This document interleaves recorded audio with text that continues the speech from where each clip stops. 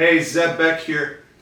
Today I'm going to present an original interpretation of the story The Lottery by Shirley Jackson, one of the most famous and controversial works of short fiction in the entire American canon. Previous interpretations of The Lottery have ranged from Freudian to feminist, everything between, with most centering on some aspect of the society blindly following tradition, rehashed analyses of themes, symbols, and so forth. You can find it all elsewhere on YouTube. I'm going to offer something completely different that I'm sure you've never heard or read before. This video will explain the original motivation for the lottery as it came to be practiced annually in the springtime within Shirley Jackson's fictional world.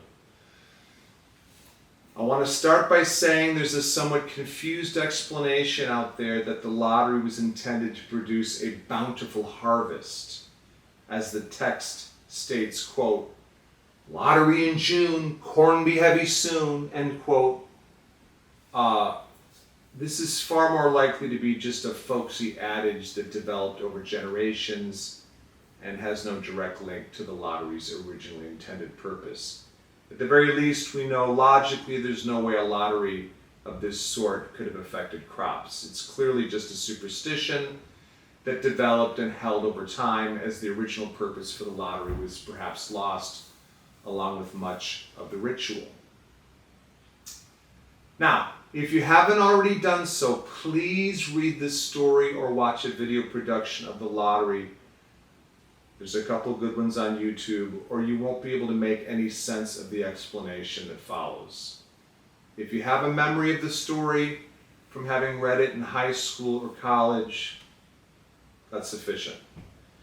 The first thing we have to acknowledge is that there were 3 drawings, one for families, one for households, and one for individual members of the selected household. Now, a family in this story is everyone in a village who has the same last name. A household is a group of people within a family living in a common space. The second thing we have to acknowledge is that there was no drawing for households in the story, because there was only one household with the name Hutchinson. So after the first drawing for families is conducted, in which Bill Hutchinson, the representative for the Hutchinson family, selects the black dot, the text states, quote, "He consulted his next list," end quote, meaning Mr. Summers. The text continues, quote, "Bill," he said, "you draw for the Hutchinson family. You got any other households in the Hutchinsons?" End quote.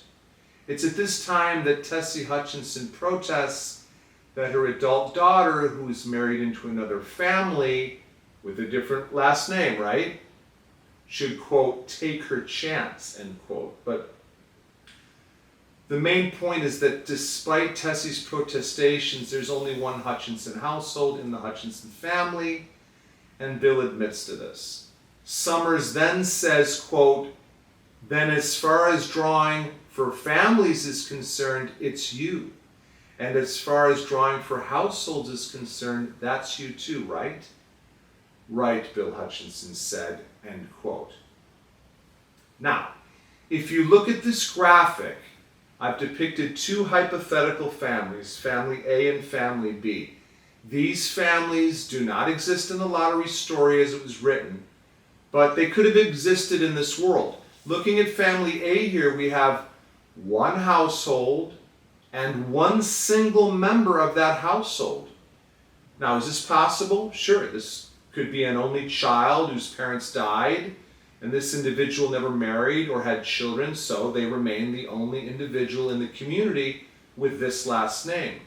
Of course, there are other possible causes for someone being or becoming a singular family member. The point is that a family such as this is possible. Now, if this person, as the sole representative of family A, were to select the black dot in the first drawing, The drawing for families, remember? They would immediately be condemned to death because there would be no second drawing for households, as there is only one household in this family, just as with the Hutchinson family. And there would be no third drawing for individual members of the selected household because this person has no fellow household members, right? No wife, no husband, no children, no parents, no grandparents. Now, looking at this second family, family B, we have 5 households and 35 total members in the family. I've diagrammed the members of each household by these lines of little human abstractions in the lower right cell, with the smallest family having 5 members on the top and the largest having 9 on the bottom. Is this possible? Of course. It's not even particularly unusual.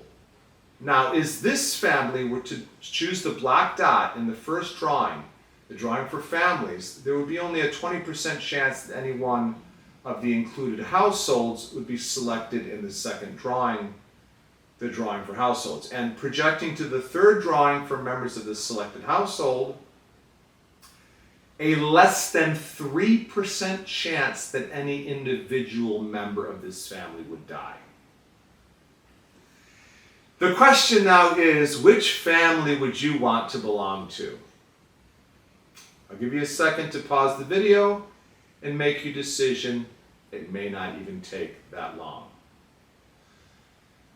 Any sane person, of course, would prefer to be a member of household B rather than household A, simply because of the increased chance of surviving the lottery. The next question is, can you now figure out why the lottery came into existence in this world of Shirley Jackson's short story? I think it's pretty obvious, given the increased odds of survival for those belonging to a larger family, that they conducted the lottery in order to increase the population of the villages. Why would they want to do that?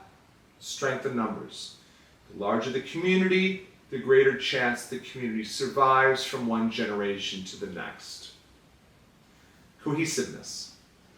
Another key point to consider is that these people were primarily farmers, as is made clear in the beginning of the story, where the men are standing around talking about planting and rain, tractors and taxes. On a household farm, every able-bodied member is a worker, including children.